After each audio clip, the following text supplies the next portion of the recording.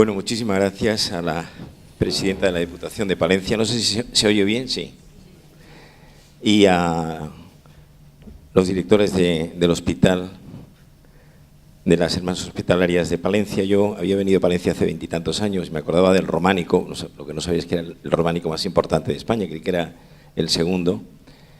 Y bueno, esta tierra, pues que además me tenía yo una sensación hoy mientras venía en el tren, de una paz enorme. He estado la semana pasada en Estocolmo, cogido un pequeño resfriado que no he soltado todavía porque hacía un día espléndido en Estocolmo, pero hacía 5 grados y salí del hotel casi a cuerpo y cogí un resfriado a lo grande.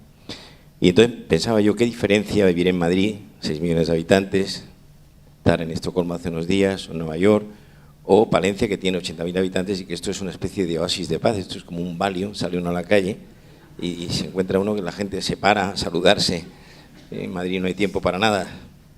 Bueno, voy a tratarles durante 40 y tantos minutos, como si fueran ustedes alumnos míos de la universidad, en este título que es como muy sugerente después de haber oído hablar de la esquizofrenia, que es la madurez de la persona. Miren ustedes, los dos médicos que más han crecido en los últimos años en el mundo son el psiquiatra y el cirujano estético. La mujer que hoy se lleva es como el Real Madrid de hace 3 temporadas, sin delantera, sin defensa y sin centro del campo.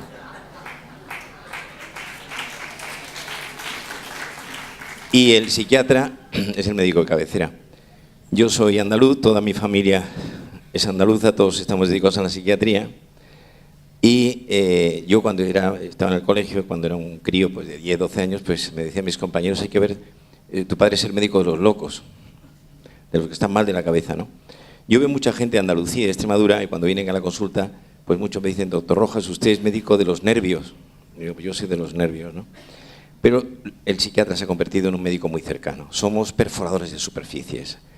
¿Quién me iba a decir a mí que un libro mío, como Remedios para el Desamor, yo lo publiqué hace ya unos años, el título me lo dio Vallejo Nájera, y cuando yo iba a publicar el libro le dije, mira, es realmente un libro sobre crisis conyugales, no creo que tenga mucho interés, hace esto ya 15 años o más, y él me llamaba Rojitas, me dijo, Rojita, ya verás cómo ese libro se va a vender bastante bien. Vendido solo en España 250.000 ejemplares, ha salido en ruso, en inglés, en francés, en alemán. Bien, vamos a ver qué es una persona madura. Es decir, y voy a hacerlo como un decálogo para que ustedes me puedan seguir y puedan hacer luego comentarios, observaciones y críticas a mis palabras, ¿no? En primer lugar, hay que decir que la madurez no es un destino definitivo donde uno llega, se instala y a vivir que son 2 días, sino que hay grados de madurez y que una persona que ha alcanzado un cierto nivel de la misma, por motivos diversos, puede dejar de serlo, porque la vida es muy larga. Y ha visto uno caer torres muy altas. Por lo tanto, la vida es una tarea, lo vamos a ir viendo en estos 10 puntos, en estos 10 manifestaciones de qué es una persona madura. Es difícil apresar el concepto, se escapa de nuestras manos. El mundo está apasionante como nunca y terrible como siempre. Y uno ve lo que está ocurriendo, lo comentaba con Sor Puria hace un momento, que todas las noticias que llegan son negativas. Piensen ustedes, las noticias normales, el fútbol, la inauguración de algo, ayer que estuvo aquí el rey de España, Felipe VI, pero casi todo es negativo, un avión que se cae, el desastre del barrio de Gracia en Barcelona, no digamos las noticias internacionales con Siria e Irak a la cabeza. Pero nosotros vamos a intentar ver qué es una persona madura, en qué consiste. Bien, voy a darles algunas definiciones muy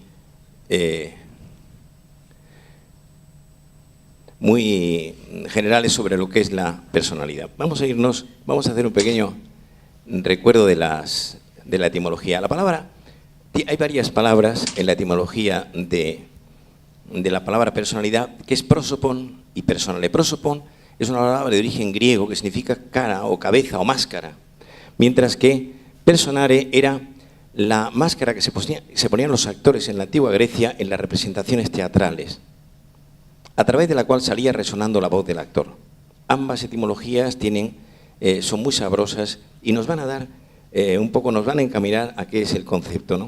O sea, la personalidad en el mundo grecorromano era la fachada, la cara, a través de la cual salía resonando la voz del actor. De hecho, lo más importante de la personalidad es la cara. Todo el cuerpo depende de la cara. La cara es el centro fundamental de la persona. Nos miramos a la cara, nos besamos en las mejillas, lo que dice una mirada, lo que dicen los ojos, lo que es el alfabeto facial. Uno se enamora por la cara. Perse unum, que del latín clásico,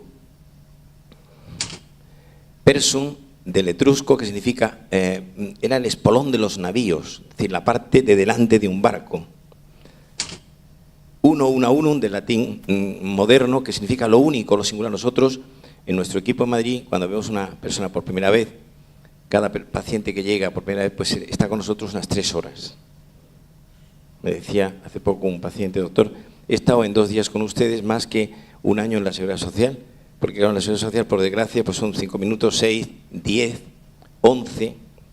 Pero nosotros nos enteramos de lo que le pasa a una persona, su vida y milagro, le hacemos un test de personalidad, de inteligencia, de afectividad, de nivel de ansiedad. Uno. ¿Cuál es lo singular de ti? ¿Cuál es lo que te define a ti como persona? Persum, que también significa máscara, o cara, o cabeza, y rostrum, que era el pico de las aves, y por extensión se hablaba del espolón de un navío. Bien, vamos a ver un par de definiciones. Esta que puede ser muy interesante. La personalidad es la suma total de pautas de conducta actuales y potenciales, es decir, que están presentes en mí ahora mismo, y otras que están soterradas ex opere operato, escondidas en el hondón, en el sótano de mi personalidad, y que la personalidad tiene 3 patas. La personalidad, cualquiera de nosotros, tiene 3 ingredientes. Un ingrediente fundamental, que es genético, que depende del equipaje genético, que se llama temperamento. Por lo tanto, el temperamento es la parte hereditaria de la personalidad. Decimos en el lenguaje coloquial, tiene el mismo temperamento de su padre. Nos referimos a esto. La segunda parte de la personalidad es adquirida y se llama carácter. Y el carácter es la forma de ser de cada uno, que viene con la educación, la familia, los estudios, el entorno. Y el tercer arbotante de la personalidad es histórico, es la biografía, la trayectoria. Nosotros, los médicos, hacemos la historia clínica. Seguimos el patrón hipocrático. ¿Qué te pasa? ¿Qué le pasa a usted? ¿Desde cuándo? ¿Y a qué le atribuye? O las 6 preguntas de todo buen cronista. ¿Quién? ¿Qué? ¿Cuándo? ¿Cómo? ¿Dónde? ¿Y por qué? Por eso hacer una historia clínica bien hecha no es una tontería. Yo esta mañana he visto un paciente nuevo, un chico de 26 años de Madrid, que tiene crisis de pánico, venía con su padre, antiguo paciente mío, y entonces, ¿cómo empezaste la crisis de ansiedad? ¿Qué características tiene? ¿Cómo se inició? ¿Qué factores predisponentes y desencadenantes se dieron? Luego hemos hablado de su personalidad. Bien, esta sería una definición. Bien, la personalidad es una estructura organizada y dinámica, ¿no? En el que se mueven muchos factores. Miren ustedes, lo mejor que ha hecho la psiquiatría americana, el famoso DSM-5, Disease Statistic and Mental 5, la American Psychiatric Association, ha hecho una gran definición de los trastornos de la personalidad y se apunta en esta dirección. Un trastorno de la personalidad es una forma de funcionar desorganizada en donde estos 3 puntos que he comentado, la herencia, el ambiente y la biografía, o otros componentes que se dan dentro, que se hospedan, que residen, que habitan dentro de la persona, no funcionan bien. Y son aspectos físicos. Pensemos, por ejemplo, lo que influye el aspecto físico de una persona. Es decir, creo que lo tengo puesto más adelante mientras preparaba hace unos días esta exposición. Por ejemplo, la primera definición de la personalidad en relación con lo físico lo hace Cervantes. Cervantes muere en 1616, el mismo año que muere Shakespeare. Y Cervantes escribe Don Quijote y Sancho Panza. Don Quijote es leptosómico, longilíneo, alto y delgado, escuálido, sin panículo adiposo abdominal. Don Quijote no vive con los pies en la tierra. Don Quijote lucha contra molinos de viento y es la personalidad leptosómica que tiende a lo esquizofreniforme. Luego viene Sancho Panza, que es el realismo. La mitad de los refranes en español son de Sancho Panza, son de Cervantes. Dice Sancho Panza en las bodas de Camacho, que fue tratado, como se suele decir en estos casos, a cuerpo de rey. Dice Sancho: amigo que no da y cuchillo que no corta, aunque se pierda no importa. Y entonces Sancho Panza es pícnico y tiende a lo maníaco-depresivo, a lo bipolar. O sea, la primera descripción de la personalidad en relación con la morfología corporal la hace Cervantes, la hace un genio sin saberlo.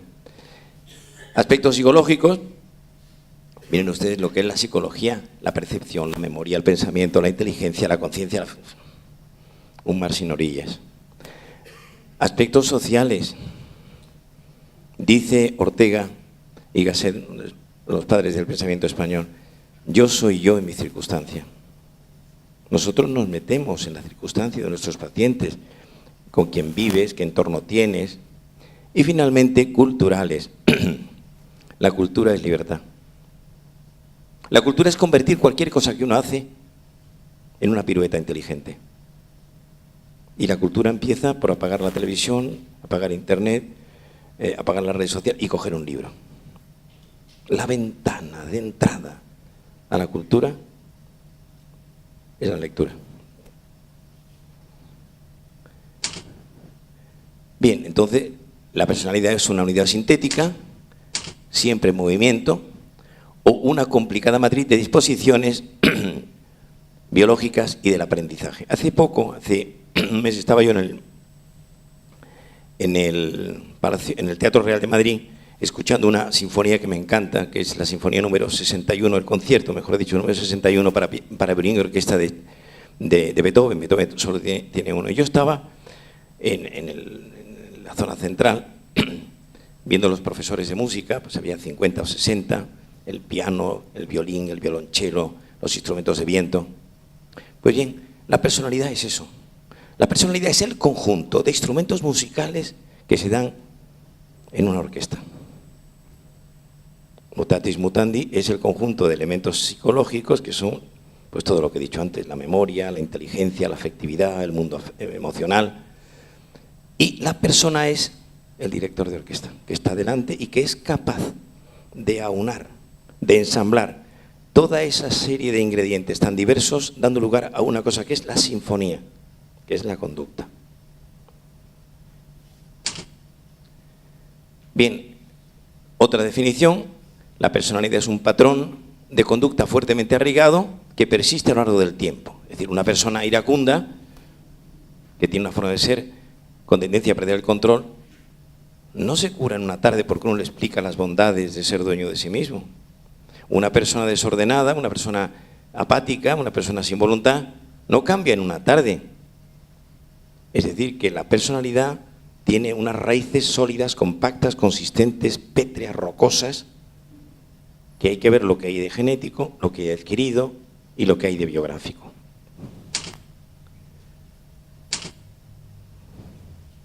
Bien, yo creo que estas definiciones nos adentran en el tema, pero esta definición que he puesto aquí me gusta explicársela a ustedes, porque la personalidad es una forma de percibir, de sentir, de pensar, de reaccionar, de comportarse. Voy a contarles una anécdota en relación con esto. Yo todos los años voy en septiembre a dar clase a Londres, a la Universidad de Londres, y voy a contarles una anécdota del año pasado.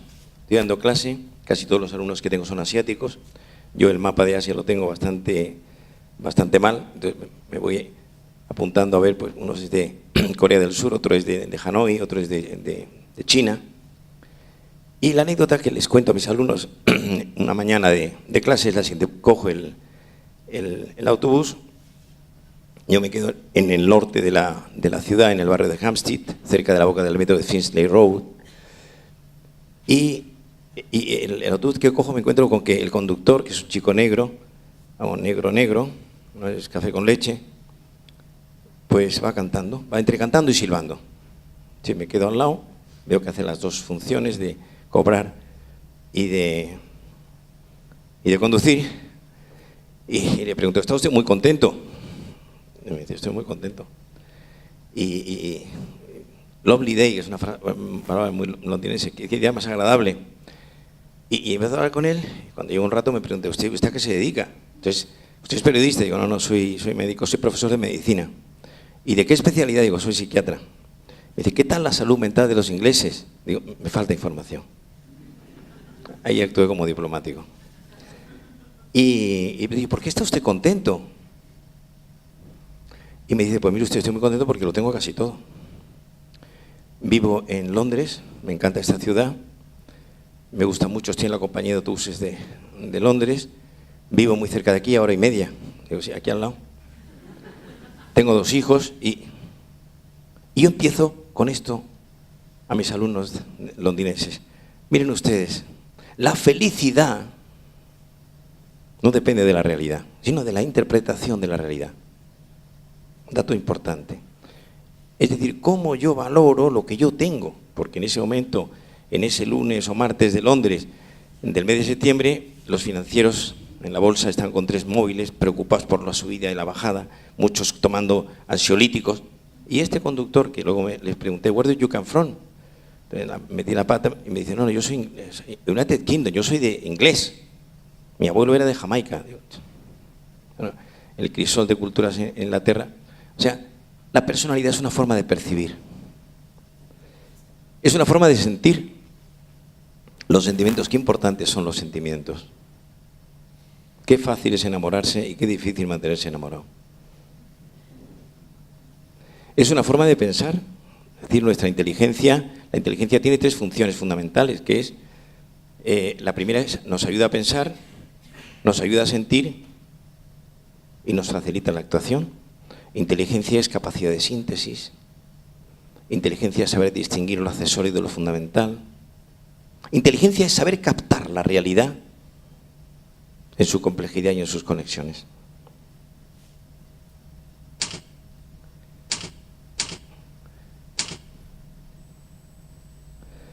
Por lo tanto, la personalidad es una forma de relacionarse con uno mismo, con los demás y con la realidad. Hace unos días veía un chico mexicano. Ahora tenemos nosotros muchos pacientes de México, porque yo voy con mucha frecuencia, voy todos los años a la Feria del Libro de Guadalajara, de Jalisco, y tengo pues pacientes de Guadalajara, del DF, de Monterrey. Y este chico mexicano es un chico muy simpático, muy abierto,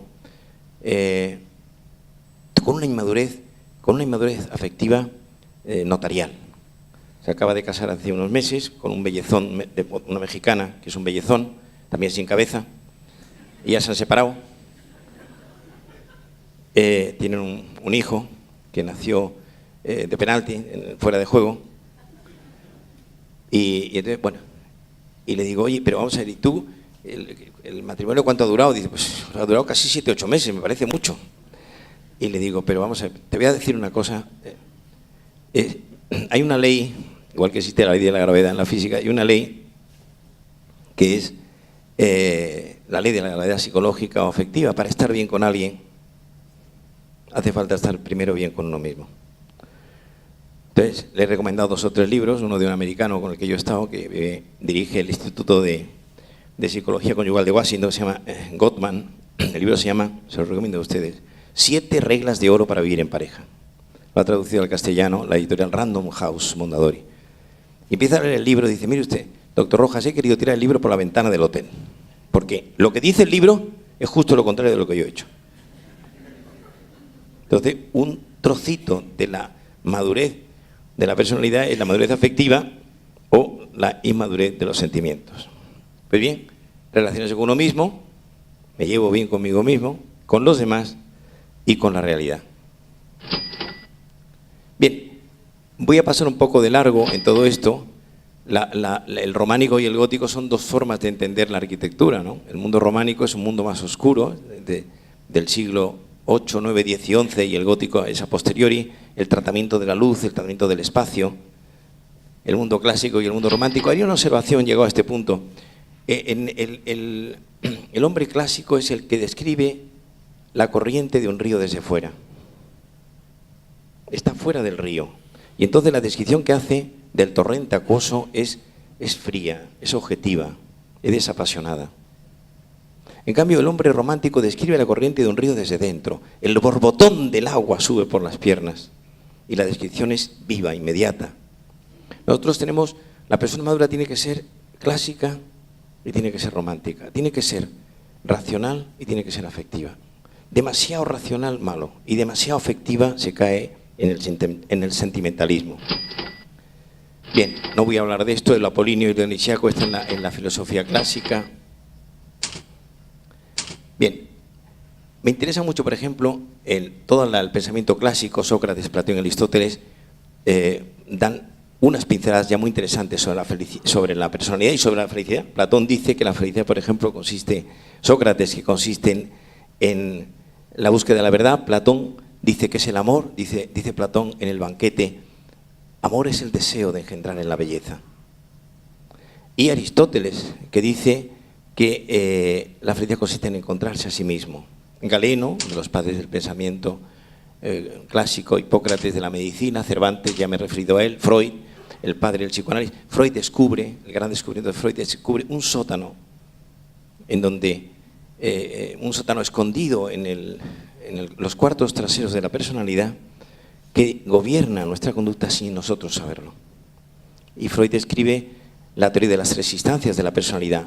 El ello, que es el centro rector de la personalidad, el yo, que es el centro de la personalidad, el ello, que es la parte de los instintos, las pasiones, y el superyo, que son las normas morales. Y se produce un tríptico entre ellos tres, de tal manera que, dice Freud, la ansiedad consiste en la contracción del yo, porque no puede a la vez asistir a las demandas del ello, los instintos, el mundo animal, las normas morales, el mundo del superyo y la realidad. Y no se contrae, la explicación que da Freud de la ansiedad. Jung, que es el discípulo de él, Carl Gustav Jung, que habla de los arquetipos. Kretschmer es interesante porque mi padre trabajó con Kretschmer en Alemania, en Berlín, y Kretschmer tiene la primera clasificación de los tipos de personalidad, es decir, describe, es un ensayo que lo hace a final del siglo XIX, principio del siglo XX, describe las principales, si se puede hablar así con una cierta licencia, las principales enfermedades de la personalidad. Hoy los ingleses utilizan una palabra más ambigua que es personality disorder, que es desorden de la personalidad. En español suena más duro, dice, trastorno. A un paciente le dice, tienes un trastorno de personalidad, yo prefiero utilizar aquello que decían los clásicos, fortiter in re, suaviter in modo. Decir las cosas claras, pero con tacto. Bien. Esto es la personalidad, estas tres cosas que he comentado. Entonces vamos a ver los principales indicadores de la personalidad. O sea, algunos me lo voy a saltar para que, digamos, pueda... El primer indicador es tener un cierto equilibrio psicológico, es decir, estamos hechos de muchas cosas muy distintas. De hecho, la gente en el lenguaje coloquial lo dice. Fulanito es muy equilibrado. Es una persona que es... La palabra equilibrado, cuando yo hablo de esto a los jóvenes en la universidad, en Madrid, me dicen, la imagen que tiene de una persona equilibrada es una persona sosa, callada, que no se le mueve un pelo. No, eso no es equilibrado. Eso es una persona sosa y además probablemente alexitímica, ¿no? O sea, que no expresa sentimientos. Sino equilibrio es la buena conjunción de los distintos componentes que habitan en la persona. Es decir, hacer una buena conjunción de ellos. Bien, tener un sentido de la vida, haber alcanzado un buen autocontrol. Hay dos indicadores que quiero contarles a ustedes de entrada. El primer indicador es haber crecido con un cierto modelo de identidad. Es decir, una persona madura es aquella que ha ido creciendo como ser humano con ejemplos cercanos que imitar. Miren ustedes, los ejemplos más cercanos, voy a ir de abajo arriba, son el profesor, los padres, el maestro y el testigo. Anótenlo ustedes porque luego quisiera algún comentario crítico sobre ellos, de abajo arriba. El profesor enseña una asignatura, explica una disciplina. Yo explico 2 asignaturas que corresponden a lo que es mi cátedra, psiquiatría, se dan quinto, sexto, según los planes, y psicología médica, profesor, y se queda ahí. Por encima del profesor están los padres. Miren ustedes, esto voy a decir ahora, me gustaría grabarlo en las cabezas de los que están aquí oyéndome. Un buen padre vale más que 100 maestros. Y una buena madre es como una universidad doméstica. Uno de los grandes errores de hoy, yo que viajo por el mundo, decía Cervantes en el Persiles, el viajar te hace discreto. Y me quedo impresionado, la primera epidemia en Estados Unidos son las parejas rotas. O sea, la ausencia de padre. Cuando llego yo y digo, pero bueno, si tu padre, una de mis hijas que es psiquiatra, María, estuvo haciendo un stage con niños pobres en Nueva York, en uno de los barrios peores, y digo, ¿qué es lo que más te ha impresionado de esas semanas allí? Me dijo, papá, la familia rota. Digo, pero, ¿qué porcentaje? Y de, yo no he conocido a nadie en el barrio de Bronx, donde ella trabajaba, durante 4 semanas, que estuviera el padre y la madre juntos. Miren ustedes, educar es seducir, educar es acompañar. Los padres no podemos pretender que nuestros hijos hagan cosas que nosotros no practicamos. Y esta es la primera fuente, el primer indicador de la personalidad sería este. Tener un modelo de identidad, que puede ser los padres, que puede ser, hemos dicho, el profesor, los padres, por encima está el maestro. El maestro enseña lecciones que no vienen en los libros. Hay algo que se esconde en las palabras del maestro, ex opere operato, que el alumno le empuja, le tira en esa dirección. Y por encima está el testigo. El testigo es un ejemplo de vida, es la coherencia. Es una lección abierta. En nuestra sociedad hoy hay muchos profesores, pocos padres que funcionen, escasos maestros y muy pocos testigos. Y por lo tanto, ¿cuáles son los modelos de identidad? Pues miren ustedes, los futbolistas. ¿Es bonito los tatuajes o son feos? Pues es que los futbolistas los llevan, pero ya los de primera, los de segunda y los de regional. ¿Es bonito llevar 3 pendientes en la nariz? Pues es que se llevan. Las modas son más contagiosas que las infecciones. Por lo tanto, primer indicador, modelo de identidad. En segundo lugar, el segundo modelo, me olvido ahora un poco de la pantalla, es tener un proyecto de vida.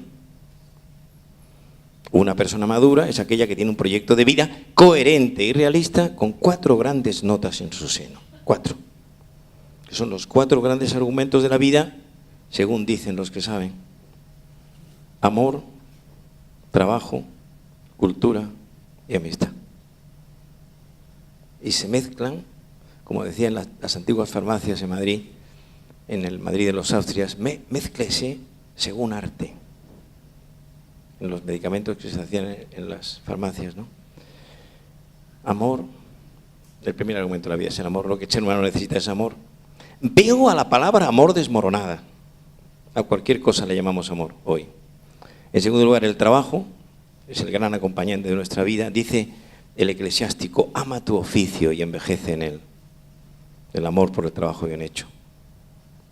La cultura, lo he dicho antes, la cultura te hace libre, el conocimiento, la curiosidad por aprender. Y la amistad, que es uno de los grandes platos fuertes de la vida. Otro indicador de madurez. Una persona madura es aquella que ha sabido superar las heridas del pasado.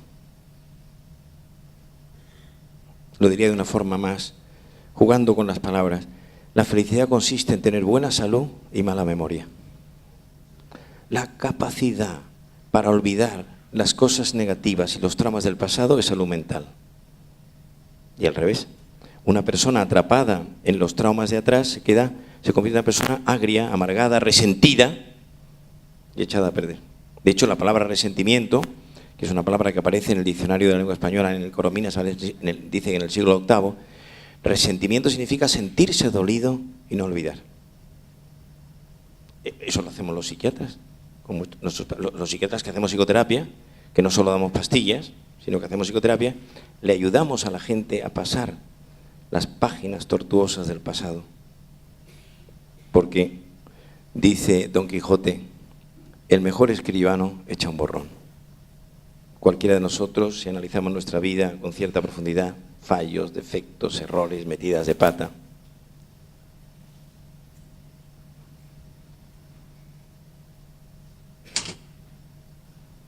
Bien, temporalidad sana, lo he dicho. Una persona madura es aquella que tiene la siguiente ecuación temporal.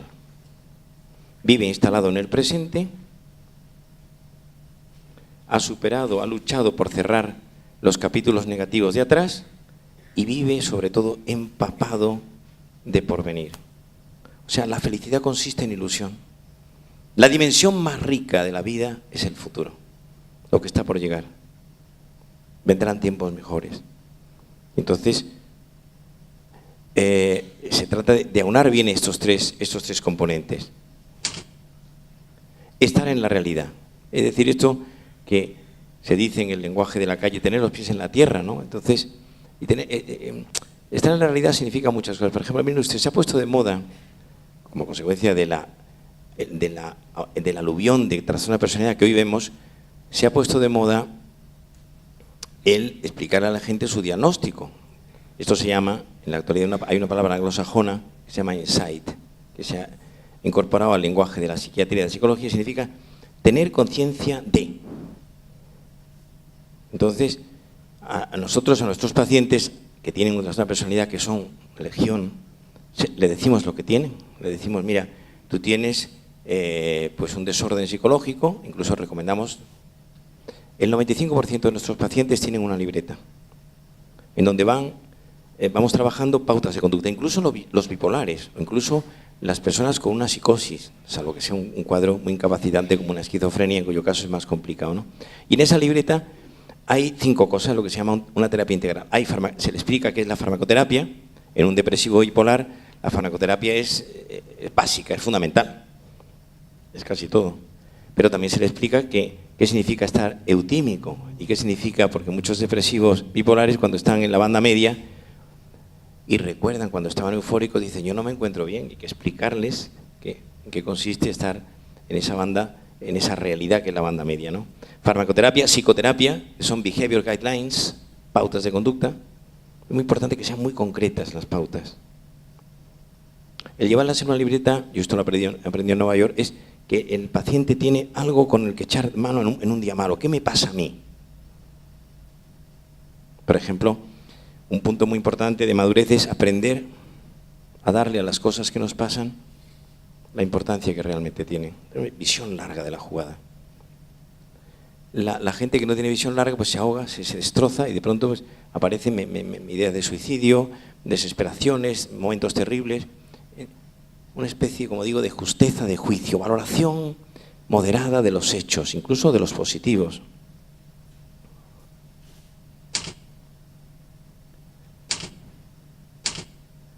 Buena capacidad para la convivencia. Miren ustedes, decía Lord Byron, poeta inglés, iconoclasta y carpetobetónico y machista, decía, es más fácil morir por una mujer que vivir con ella. La convivencia es la pera limonera, ¿no? Yo no conozco nada más difícil. Bueno, sí, aprender japonés a los 60. Entonces la convivencia es el arte. Hay una palabra mágica en la convivencia conyugal que es to give in. To give in, yo la repito, que es aprender a ceder. Aprender a ceder. Entonces la convivencia, ahí se ve una persona madura que tiene elasticidad, que tiene capacidad para reírse de sí mismo, para no convertir un problema en una cosa terrible que es insalvable, ¿no? Llegado a este punto quiero hacer una nota a pie de página.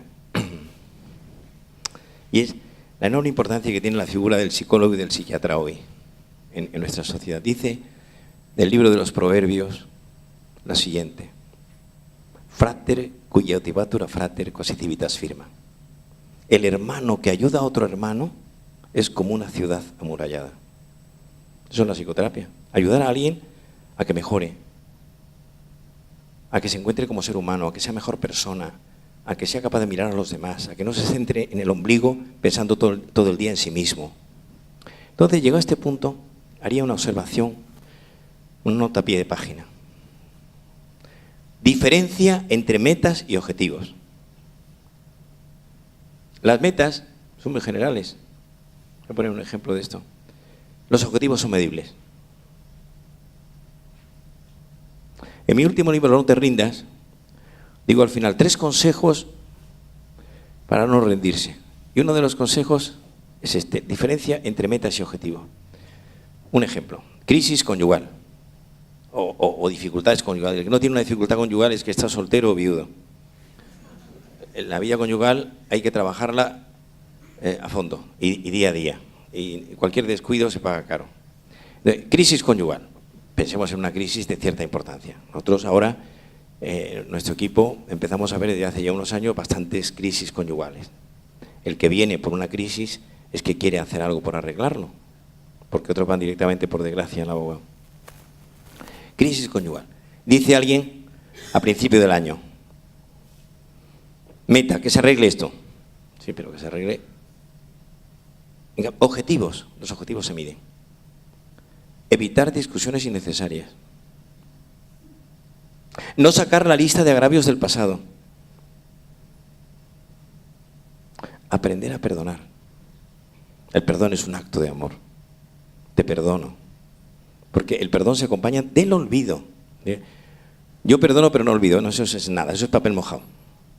El perdón tiene una parte inmediata, que es te perdono o me perdona, y una parte inmediata, que es el esfuerzo, el trabajo artesanal por olvidar lo que me has hecho. Compartir cosas juntos positivas. Tener el don de la oportunidad para plantear un tema espinoso de la familia. Tener una relación sexual sana y positiva. Eso se mide, se apunta. Por lo tanto, las personas maduras saben tener objetivos súper concretos.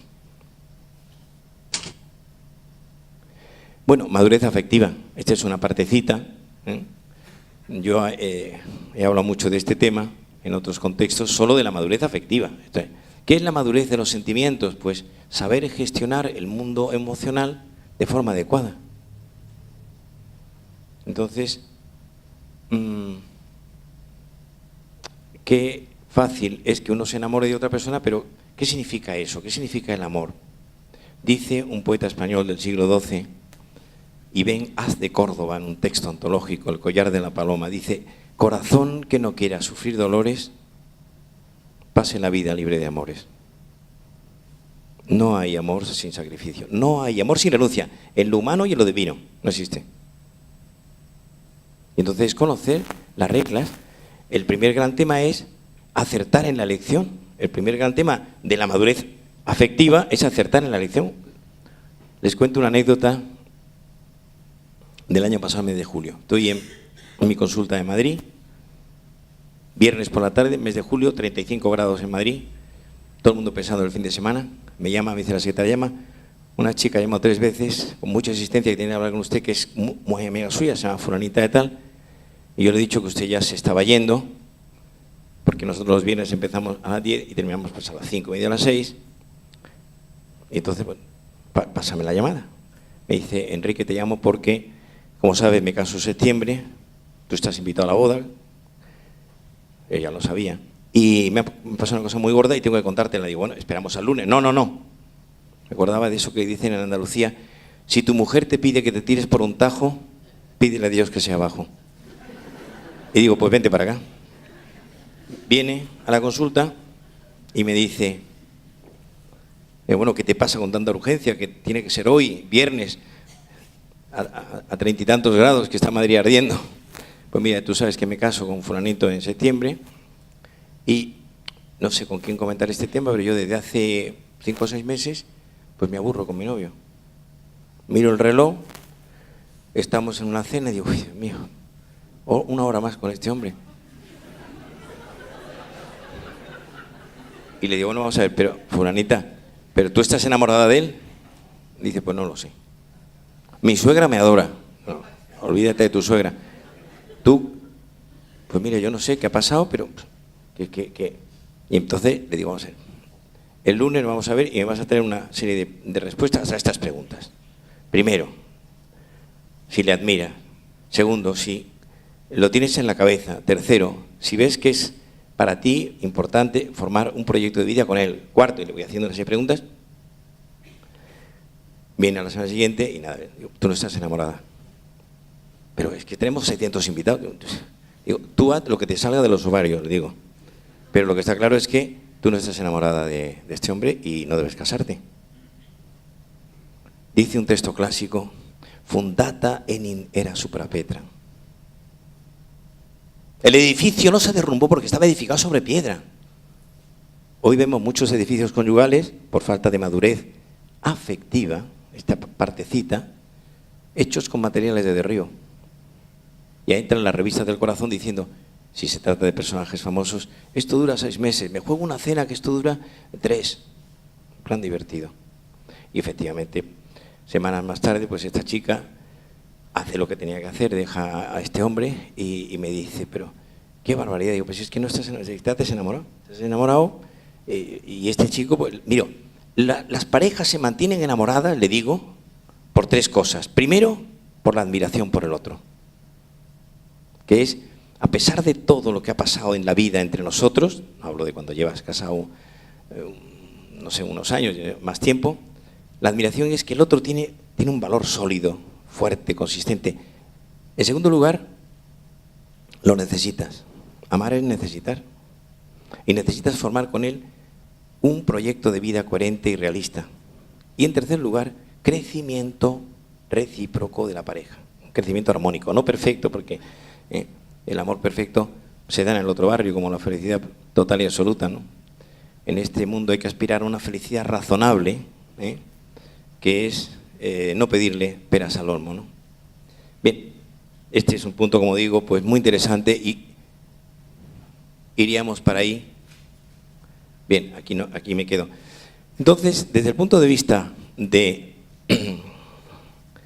las pautas de conducta, de la personalidad, voy a decir 2 o 3 cosas más para que podamos entrar en un coloquio. Creo que me estoy pasando de la hora. Dicen los clásicos que en una conferencia como esta, durante los primeros 15 minutos, la gente piensa en sus cosas. En los segundos 15 minutos la gente piensa en el conferenciante. Y en los terceros 15 minutos la gente empieza a pensar en la familia del conferenciante. No saben ustedes que voy a terminar pronto. 2 cosas más en relación con la sexualidad.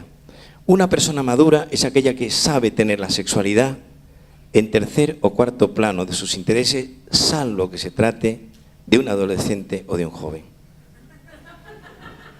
Entonces, ¿qué ocurre? Pues miren ustedes, en este momento la invasión sexual es terrible. Yo sacaba un artículo el sábado pasado que se llamaba Pornografía y erotismo, una distinción. Entonces, hay 2 modos de entender la sexualidad. Llegado a este punto, una es, esto me gustaría la gente más joven que lo grabara en su cabeza, uno es el sexo sin amor. Y en el otro extremo está la sexualidad con amor comprometido. Y entre los 2 cabe un espectro intermedio de formas de vivir la sexualidad. Sexo sin amor. Es una relación cuerpo a cuerpo, es una relación de usar y tirar. To use and to throw away, dicen los ingleses, uso y tiro. Dice alguien, el otro día estuve haciendo el amor con una chica que conocí la otra tarde, que no me acuerdo cómo se llamaba. No, pues eso no es amor, eso es otra cosa, eso tiene otro nombre. Y en el otro extremo está la sexualidad con amor comprometido, que tiene una nota en su interior, que es una relación íntegra. ¿Qué significa? Viene del latín integrum, que significa que ensambla, que mezcla a ver 4 cosas. Es una relación física, es una relación sexual, con todo lo que eso significa.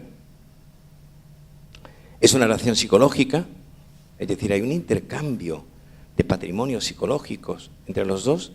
En tercer lugar, es una relación espiritual, incluso en personas que no son religiosas, lo espiritual está más allá.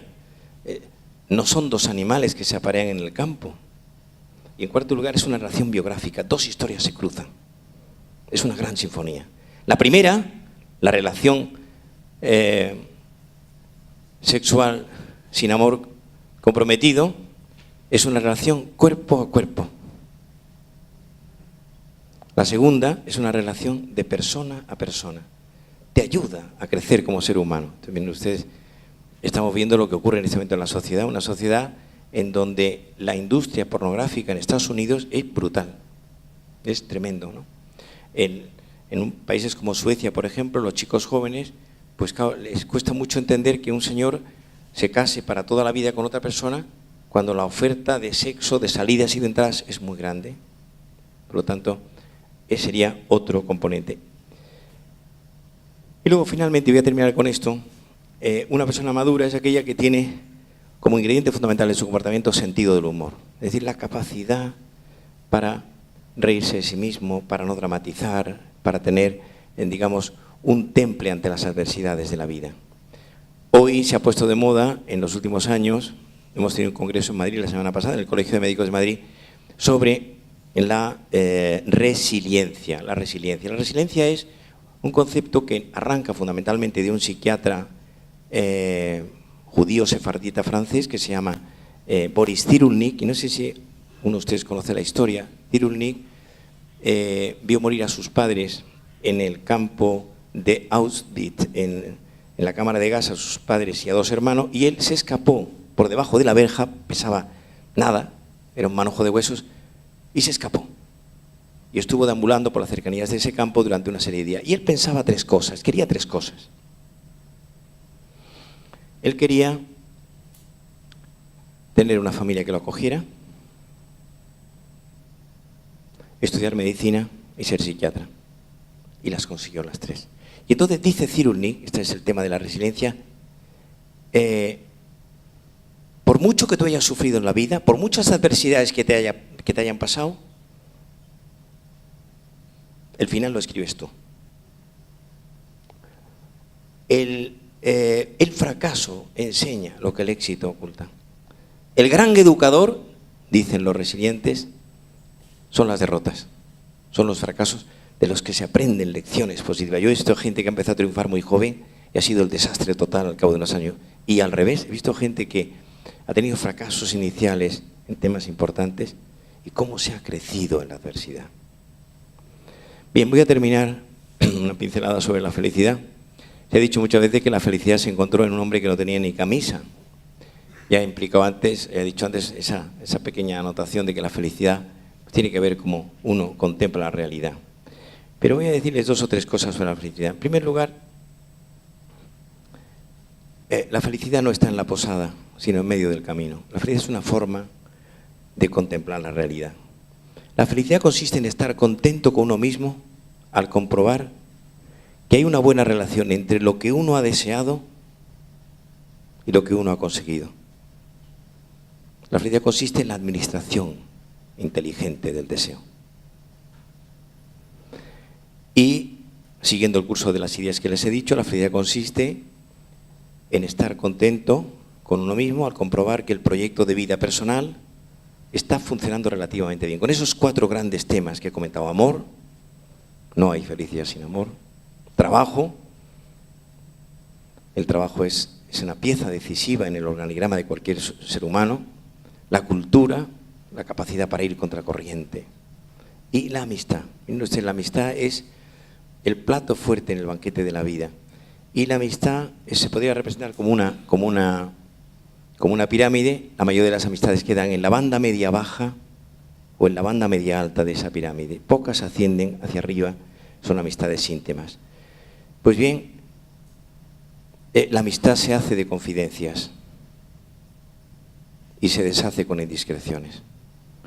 Principio que dejo aquí para ustedes: no hablar nunca más de nadie. Qué maravilla, qué paz tiene eso, el no hablar nunca más de nadie, aunque se lo pongan a uno en bandeja. Voy a terminar con Lao Tse, que es un poeta del siglo VI a.C., en su libro Pensamientos. Los dos grandes pensadores orientales son Lao Tse y Confucio. Y dice Lao Tse, con esto termino: el que conoce lo exterior es erudito; el que se conoce a sí mismo es sabio; el que conquista a los demás es poderoso; y el que se conquista a sí mismo es invencible. Muchas gracias.